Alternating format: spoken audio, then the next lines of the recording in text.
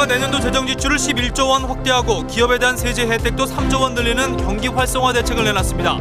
재건축 규제도 대폭 완화하기로 했습니다. 정부의 경기 부양책 발표에 힘입어 주가가 16포인트 오르고 환율은 29원 떨어지는 등 금융시장이 안정세를 보였습니다. 국제유가와 원자재값 하락으로 지난달 무역 수지가 흑자로 돌아서 5달 만에 12억 달러 이득을 남겼습니다. 소비자 물가 상승세도 한풀 꺾였습니다. 미국 대통령 선거가 내일 시작됩니다. 민주당 오바마 후보가 선거인단 수에서 맥케인 후보에 크게 앞서 첫 흑인 대통령 당선이 유력합니다.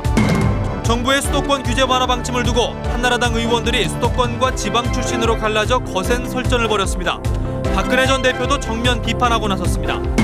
경북 문경시가 성곽을 복원한다며 1500년 전 신라인들이 쌓은 산성을 부수고 현대식 산성을 새로 쌓고 있어 문화단체가 강력 반발하고 있습니다. 현장 취재했습니다.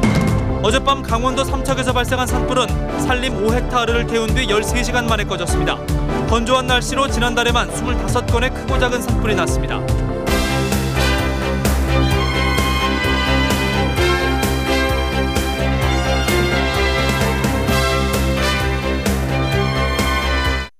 인생에는 턱, 플레이, 러브가 필요합니다.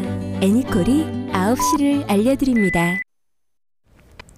여러분 안녕하십니까? 정부가 재정지출 11조, 감세 3조 원으로 늘리는 안을 내놨습니다. 위기가 실물 경제로 번지는 것을 막자는 겁니다. 오늘 첫 소식은 강명일 기자가 보도합니다. 정부는 먼저 공기업 투자 1조 원을 포함해 내년도 예산 지출을 11조 원 늘리기로 했습니다.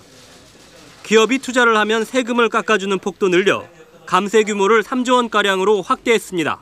일자리 유지 및 내수 진작을 위해 재정 지출 10조 원, 공기업 투자를 1조 원, 세제 지원을 3조 원 추가로 확대할 계획입니다. 늘어난 예산은 지방 건설 투자에 4조 6천억 원, 지방 중소기업과 농어민 지원에 3조 4천억 원이 쓰입니다. 중소기업에 대한 자금 지원을 늘리기 위해 기업은행과 산업은행, 수출입은행에 1조 3천억 원을 투입하기로 했습니다. 정부는 현 추세대로라면 내년 성장률이 3% 내외에 머물지만 14조 원 규모의 정책 자금을 투입하면 성장률이 4%대로 올라갈 것으로 기대하고 있습니다. 일자리도 20만 개 정도 늘어날 것으로 예상하고 있습니다. 저소득층의 소비 기반을 확충하고 기업들의 투자 여력을 늘림으로써 우리 경제의 급격한 하강을 막고자 하는데 그 의의가 있다고 볼 수 있습니다.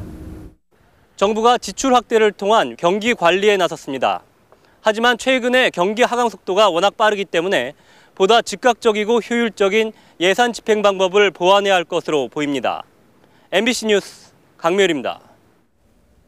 부동산 규제도 대폭 풀렸습니다. 재건축에서 소형 주택 의무 비율을 완화하고 용적률은 올라갑니다. 김수정 기자의 보도입니다.